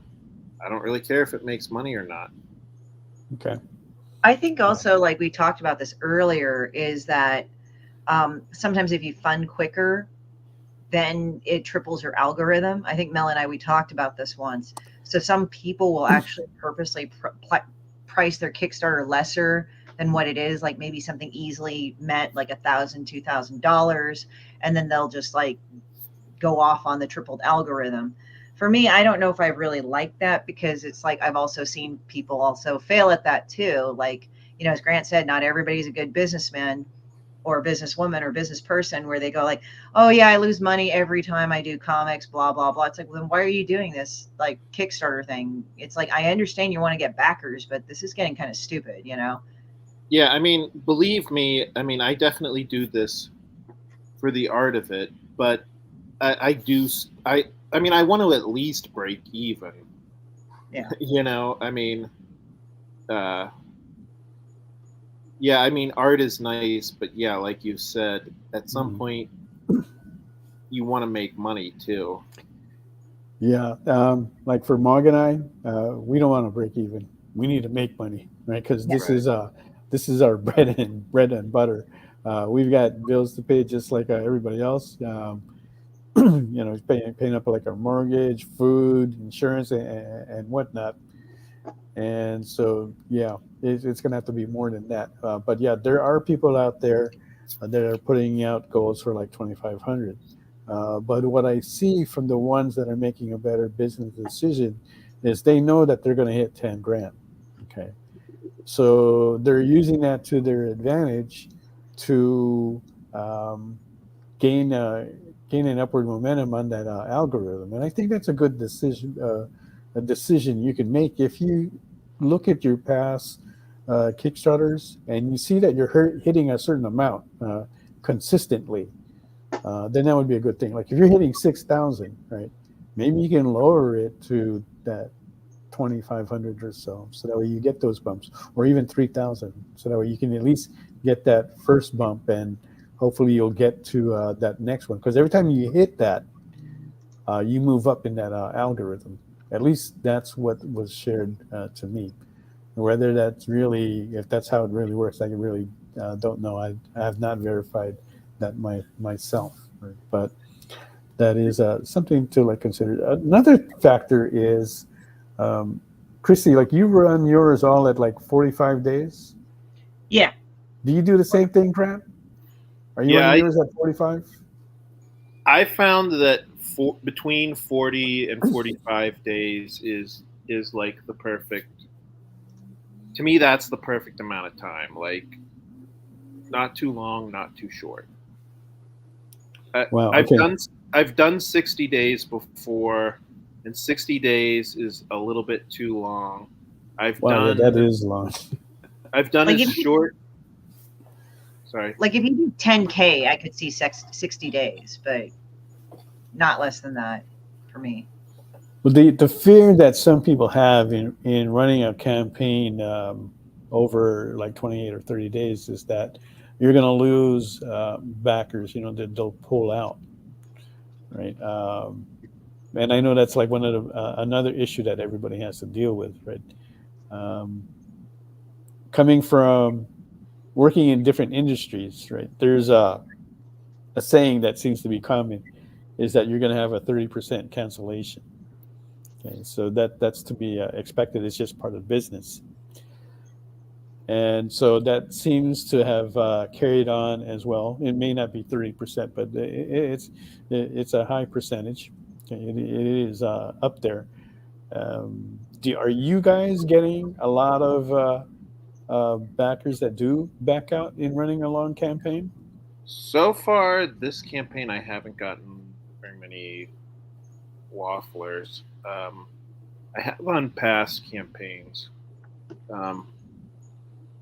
Yeah, I don't know if it is just the longer campaign or what it is, but yeah, I don't know. Interesting. I didn't have very many cancellations either. It was like maybe 3 or 4. But when it does happen, are you frustrated with that still, or does it bother you? The worst thing is when you get funded, and then like the next day you check, and then somebody backs out, and then you're not funded. I kind of had that happen. Like somebody backed out, and I'm like, ugh. And then all of a sudden, like one of my fans, I think I could almost telepathically read her. She's like, no, you have to fund. And she upped her pledge to get me to 6,000, which was hilarious. So, all right, Stevie B writes a question here. He goes, what are the differences between launching a project on Kickstarter versus Indiegogo? I think the two major things, I have not run Indiegogo, but I have known people that have run it. Indiegogo, you keep what you get. So let's say if you get $5,000, you ask for $5,000, you only get 3, you keep the 3. But I heard that it's a bigger charge. But also on Indiegogo, during the campaign, you can alter the time. So you can change your timeline, you can extend it or make it quicker. Whereas Kickstarter, no, once you launch it, it's done. It's all or nothing. So I mean, to me, that's the $1 million question. I don't understand why there are projects that make a ton of money on Indiegogo and then don't make any money on Kickstarter, and vice versa. Yeah, I don't know. I tried doing an Indiegogo and it almost literally made like $0. So I was just like, I'm never doing another Indiegogo ever again. But yeah, it doesn't make sense to me. I don't know how I can make $3,000 on Kickstarter and then go on Indiegogo and I make like $40. I think it also depends on like the fan base on either one, because when you're going to a new platform, you're essentially starting out new. Now, I've had people that have actually converted where it's like, I'm not ever I don't ever contribute to Kickstarter, but you know what? I'll contribute to your thing. So I don't know what it is, but it works out. So. Yeah, because there are some strong campaigns on Indiegogo, and they're doing well. Okay, and there are some strong campaigns on Kickstarter. What they're doing different, it's hard to say. You'd have to really check it out to see what they're doing, what kind of marketing they're doing. It could be just the way how Kickstarter pushes out the campaigns that are on there, and how Indiegogo is pushing them out as well. On there as well. I know that just from being sitting in my seat, I see more pushing done by Kickstarter, and maybe that's a difference. And maybe the guys that are on Kickstarter on Indiegogo, they just have like a strong following, because there is a group there where they do have a strong following and they push each other out, and I know that helps them out a lot to get into the 6 figures. And so that could be what's helping them out there a lot. A lot of factors can impact a campaign, and it's something that we're still working on. There's really I haven't seen like a clear formula yet for it, even though there are like a bunch of people out there saying that, they'll come onto your Kickstarter or your postings and say, hey, if you need help with your campaign, I can get you the numbers that you need, but they can't guarantee certain things that will really help. I haven't seen that yet anyway, but yeah, something that we're still trying to figure out, and that's why we have a lot of questions about it. Now, there is a new magazine out in the industry being put out independently by Mike and Wendy Wheeler. If you guys have you guys seen that? Oh yeah, Illustrated. What do you guys think about that?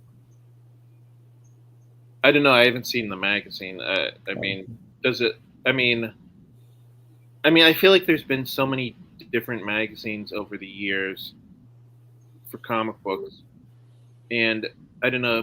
It must be a hard market to do, but just because, like I said, there have been so many come in and go out of business. I don't know. I mean, I don't know. I hope that didn't sound like I was being negative. I mean, obviously, I wish them the best. I don't know. I would have to look at the magazine and see. I would have to know more about the magazine before I could kind of like express an opinion on it. I think the industry needs it. I actually have the very first issue here, which I actually purchased myself because I wanted to like check it out. And what mainly got my interest is that they're not really focusing on mainstream comics. They're focusing on independent comics, and that's what was my major draw to that. So I haven't really read it yet, or take a look inside of it to see exactly what they're covering. There's a lot of names that are on there that I do recognize. So yeah, I decided I will check it out. So it's probably something that I'll probably bring up at some other episode to talk about once I get more information. So anyway, so we've got 8:38.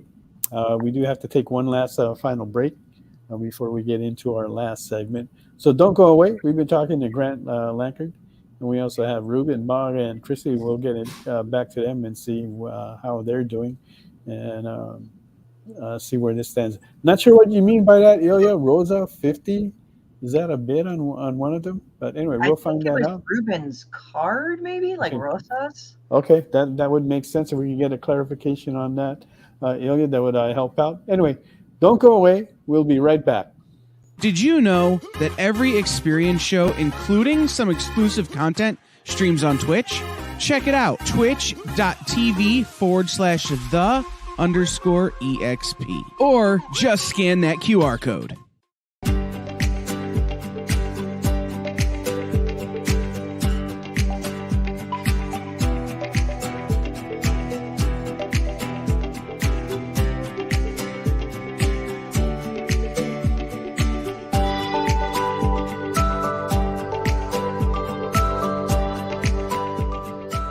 There's something for every imagination at your local comic shop. Visit comicshoplocator.com to find a store near you. Imagine being at a convention and going to an interview panel that's just for you. No bustling crowds, no hours-long lines, just you, the moderator, and your favorite comic book creators. Well, this is pretty much that. Miss Jen sits down every week with 2 comic book creators for a live stream interview about their latest work, and you can ask them whatever you want. It's Talking Shop, Mondays at 5 Eastern on The Experience, Comic Culture and Sales.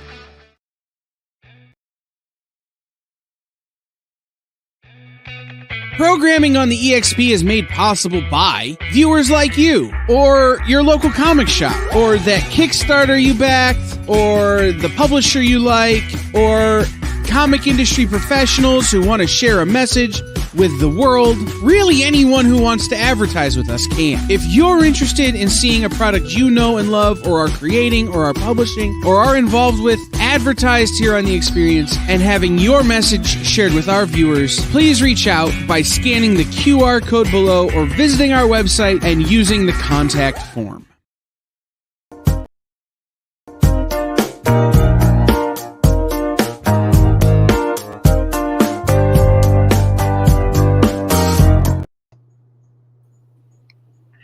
Hey, welcome back to SketchUp. We've got Grant Lankard here. We're entering into the last segment of our episode. We've got Ruben, who has a bid from Ilya on his Phoenix on a special Marvel Upper Deck Marvel card. If we can see that again, Ruben. He's putting on some hot pink on there. He's got his mic off. So we'll come back to that in a bit. And then we're still looking for a bid on Christie's Evil Ray, which looks a lot like her. Take a look at that. Okay, that's is that 8.5 by 11? That actually looks larger than that. 8.5 by 11, yeah. Okay, it is 8.5 by 11. And she's got the Magneto hand extended out there, right? Looking very, very evil. Okay. I mean, Take a look at that. Look like an emperor. And then Maud Park, who's also got a bid from Ilya as well, with the Black Queen. It's not Ilya, it's actually Stevie. Oh yeah, Stevie B. I'm sorry. Yeah. Stevie B has sorry about that, Stevie. And also Steven that asked, where did you buy your copy? It was online. Okay, so the cool thing is that this first issue was limited to a 25 quantity print run. So they are taking orders on the second issue. Okay, second issue. I don't have a picture of it, but they upped the quantity up to 100 on that one. I guess they got a good response. But I gotta tell you, Stevie B, you're right, because when you look at it, right, it does kind of look like a Playboy cover. But then that is your kind of like a standard pinup shot that you see a lot out there. And the second issue my is mic very, cuts out very to the similar. commercials. But that's another topic that we could probably hit and cover is the covers that are being put out on comic books. And it's hard to get away from some. In fact, I even have these. These are, oops, actually I can't show that. Sorry about that. Didn't see anything. But this is a last set of U.S. Mandalorian. It's off of from Mount Olympus. These were limited to 10. If somebody wants that, just let me know. It's those are $75 for the pair. That's basically what they sold for. Limited to 10, so there's only one set of those. But anyway, the point that I was trying to get to is that that's another topic that we can cover, is that you've got all these alternate variant covers that are out there, and a lot of them are pinup, and it's that kind of thing. They do look like kind of like a Playboy cover. It's been a topic that's come up at the shows as well. Okay, when you have, I don't mean to point these guys out, but when you have a crotch shot like that that's so visible, this one attendee at a show called it like flying pussy, and it's just like everywhere, right? And it's something I didn't notice, but then when I started looking around, she was right? That stuff is just like getting flashed around everywhere. Mog doesn't really like doing it, so we try not to do that, but she gets asked a lot about doing like risque covers, so we'll do those to a certain degree, kind of like in a tasteful way. That's how we'll try to do them. But how do you guys feel about that? You mean having it on Kickstarter or just in general? Yeah, just in general, having a cover like that. I kind of don't care personally. Like, if like Lady Death did risque covers, it sort of makes sense. But, at the same time, I mean, it's like, if it's in context of the material, I don't care. It's not my property.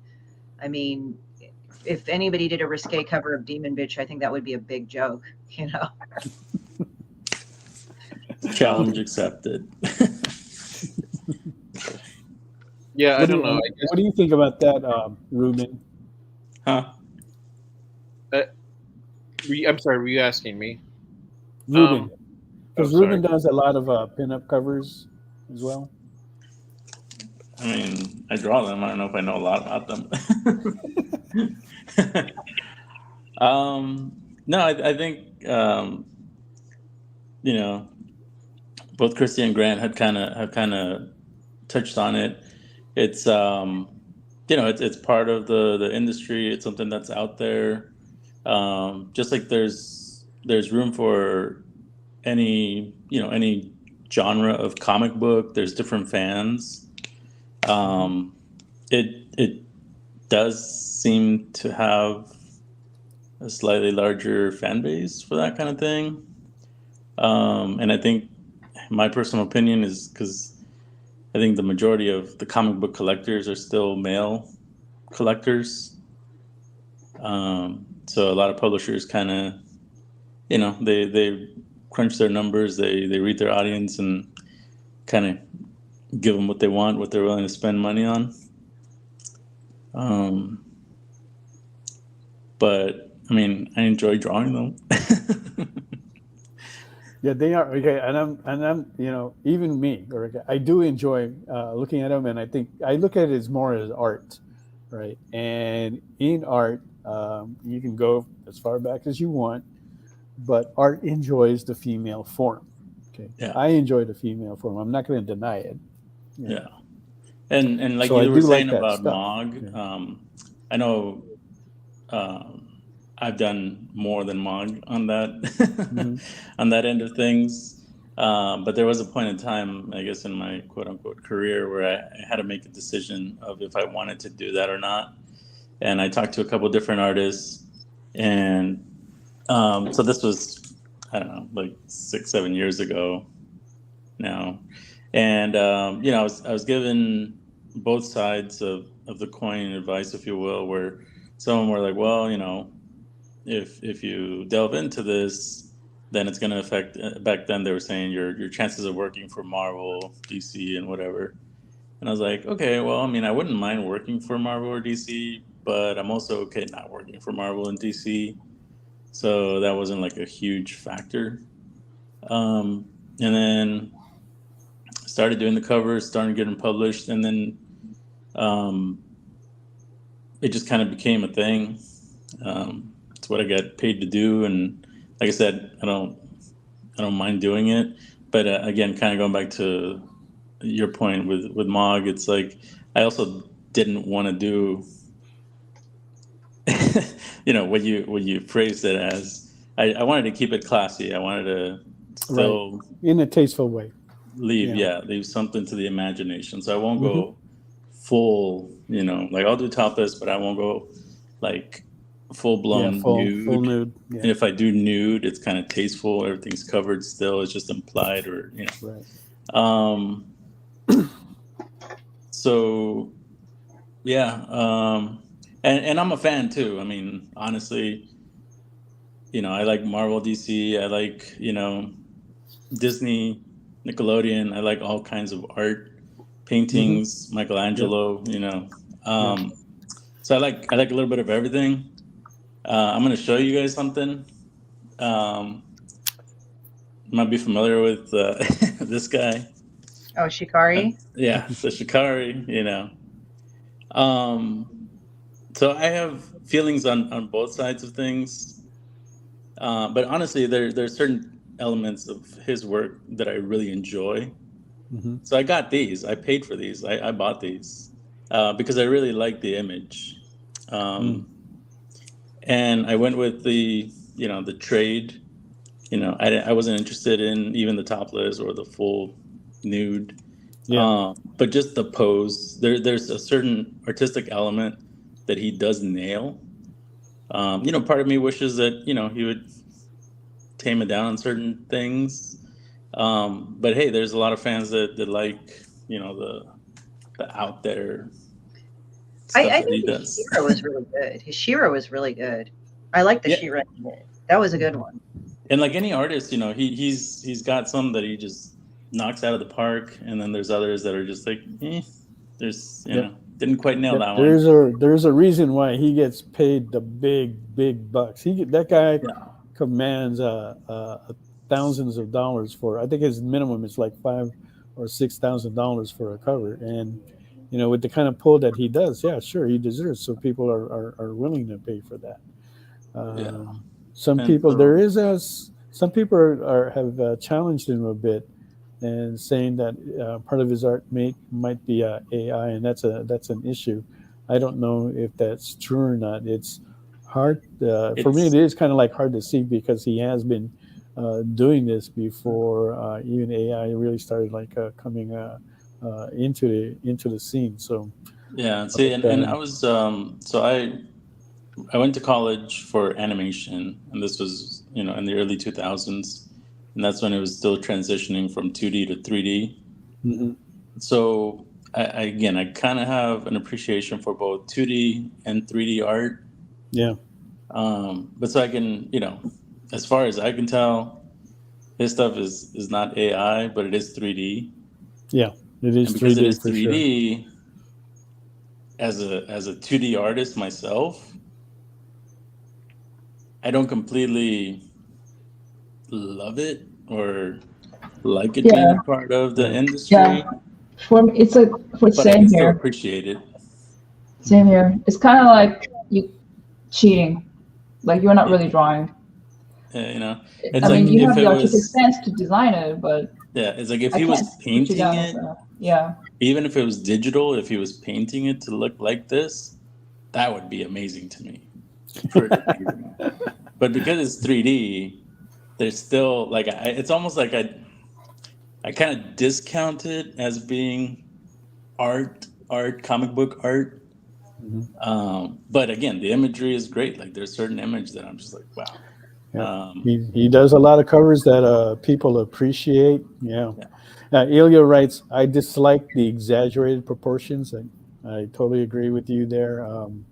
It's more of a style that when I think when they do that, but for me it is not attractive. So I don't really. And like yet that there's a either. huge market. Yeah. Sex sells. Pay a lot of money for those exaggerated. With a lot of the nudie magazines off the shelves. So I guess this maybe is the replacement for it. I don't know. And so I don't want to say that the publisher's arms are being twisted that much, but when you see piles of money somewhere it's hard to ignore those numbers because that's what it always comes down to is the numbers, But again, it's like if it's not your thing, if you want to create something that you're passionate about and it has nothing to do with female characters, sexuality, and all that stuff, that's great. And I mean, Christie knows, Grant knows, there's plenty of fans out there looking for that and they want that. Stevie B writes, is Xenoscope a successful publisher? Always see lots of their comics in the bargain bins, the less risque ones, right? Well, define successful. Okay, so they're still in the market, surviving. To throw some names out, some more names out there, kind of involving Xenoscope. Ebas. Yeah. Artistically, I love the hell out of his art. And I mean, honestly, there's some stuff out there that's also, pushing the limits, if you will. Yeah. And because he is drawing it, hand drawing it, I can totally appreciate the artistic skill behind it. I appreciate Ebas too. I'm a little bit biased because I know him a little bit. I know his father used to come and buy a lot of stuff from me, and so I've actually met Ebas when he was just like a knee-high kid back in his diaper days. So I've known him and watched him grow from there. But yeah, I do like his work because he draws it very nicely. Has a nice appealing look to it. and they're tasteful. Even when he goes full nude, they seem to be tasteful. They're not that, going off the deep end on it for me. Like, he's definitely passionate about it from what I've read, and I've talked to him a couple of times. Like, he spends a lot of time on his work. Yeah, he does. He takes a lot of time. It's not fast. And I can appreciate that, because every now and then I'll get lost on some of my pieces, and I'm just like, man, I'm spending already a lot of time on this. But like, you can't help it. I'm sure we can all agree when we're passionate about our work, we want to produce the best quality, even if it means that at the end of the day, hourly, it equates to almost nothing. Yeah. Definitely a big fan of Ebass. I even have some of his prints. Like, I have a print of yours as well, Ruben. I still remember it. Ruben did a really fantastic red Monica.